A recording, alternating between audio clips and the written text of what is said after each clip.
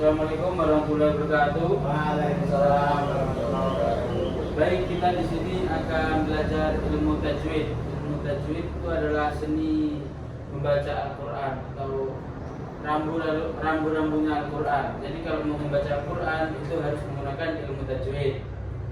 Nah, ilmu tajwid itu wajib digunakan saat membaca Al-Quran. Nah, kita di sini akan mempelajari salah satu hukum ilmu tajwid, yakni hukum nun sukun dan tanwin. Nun sukun adalah nun yang mati atau tidak berharokat, sedangkan tanwin adalah nun yang tidak terlihat. Contohnya fathatain, dhammatain, kasratain, seperti itu. Dan hukum nun sukun dan tanwin itu ada 4: idhar, idgham, ikhfa, dan iqlab. Idgham sendiri terbagi menjadi 2, idgham bi gunnah dan idgham bila gunnah. Sekarang kita akan mempelajari yang namanya idhar halqi.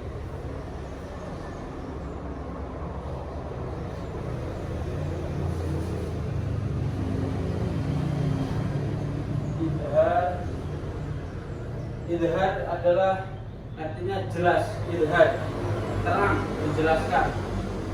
Idhar sendiri hurufnya ada 6, yakni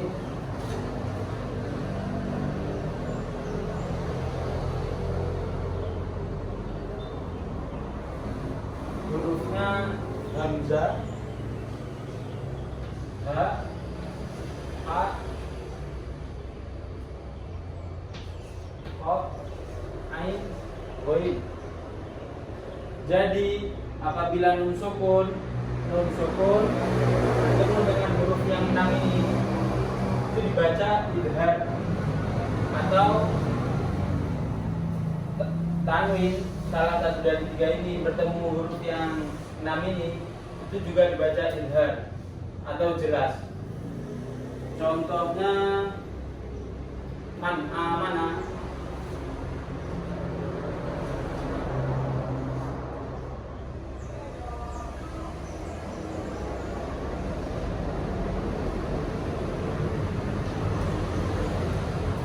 man amana di sini dibaca jelas man amana, karena di sini nun sukun ini bertemu dengan hamzah.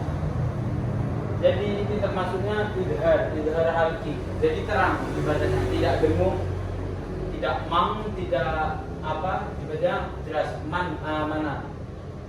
Contohnya yang lain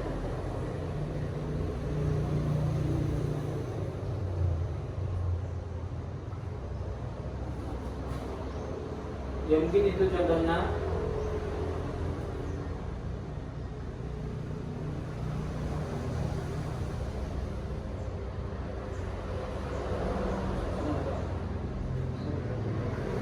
Ya, mungkin itu penjelasan dari idhar. Idhar adalah salah satu hukum pada nun sukun dan tanwin. Ya, mungkin itu aja hari ini. Assalamualaikum warahmatullahi wabarakatuh. Jadi dalam proses pengajaran ilmu tajwid itu ada beberapa teori pengajaran yang digunakan dalam pengajarannya.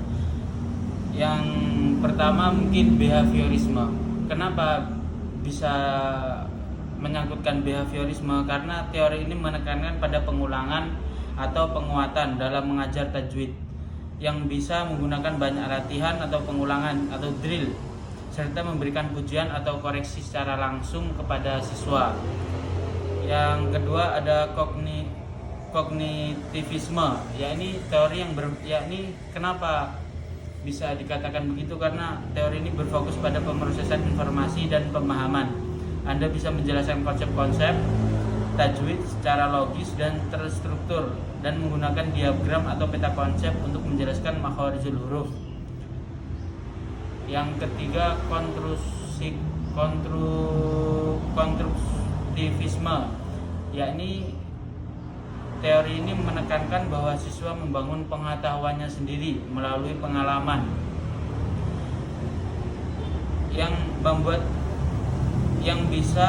yang dalam pembelajaran tajwid tersebut misalnya meminta siswa untuk memberikan contoh dan mencari mengapa bacaan tersebut dibaca seperti itu.